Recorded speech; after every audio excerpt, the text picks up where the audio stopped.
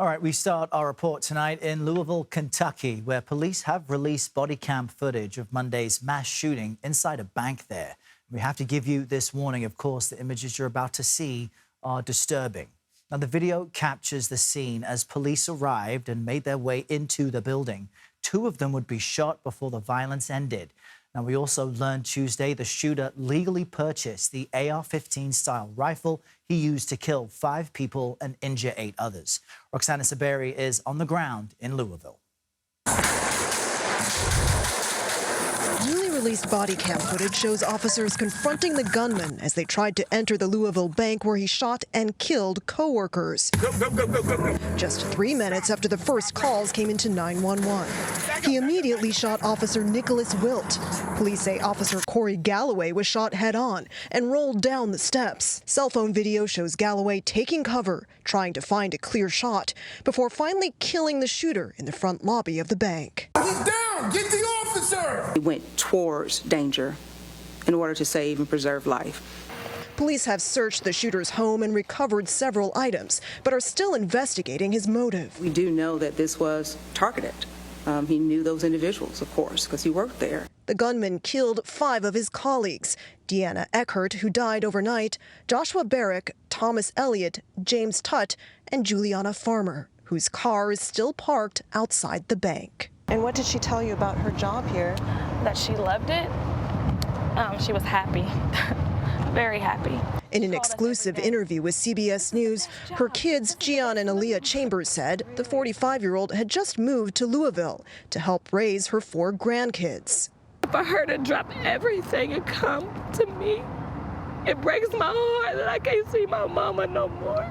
Did you ever think that someone you love so much could go in this way? No. Never. Never in a million years. Never. As tributes to the victims grow, so is the feeling here that gun violence has to end. Louisville's mayor says 40 people have already been killed by gun violence in his city this year. This isn't about partisan politics. This is about life and death. This is about preventing tragedies. We've got to stop this gun violence. We just lost an innocent, beautiful soul. Innocent. They've got to do something about these guns. They got to. Roxana Saberi joins us now from Louisville, Kentucky. And Roxana, you listened to Gian and Aaliyah there, mourning their mother still, saying something has to be done. You'd have to imagine that sense is shared among many in the community where you are. Just tell us more about how people are still reacting to this tragedy.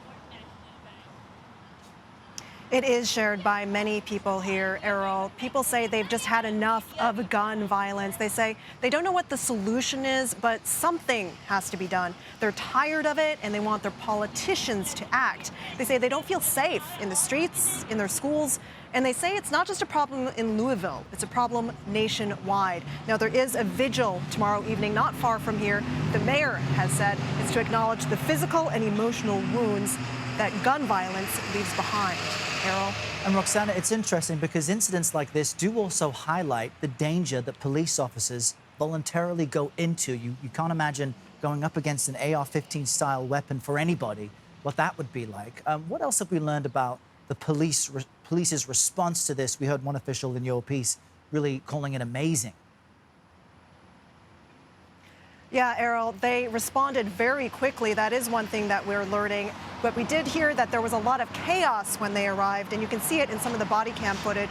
Police say the gunman had already shot numerous colleagues inside the bank behind me and had set up an ambush position to attack the officers as they arrived. They couldn't see the shooter from the street as he fired on them. We've learned that Officer Galloway had been training Officer Wilt, who had just graduated from the police academy. Officer Wilt was shot in the head and remains in the ICU in critical condition tonight. And as other officers arrived, Galloway fired toward the gunman and shouted, "I think he's down." Louisville's police chief says if it wasn't for the officers' heroic actions, even more innocent people could have been injured or killed. Errol?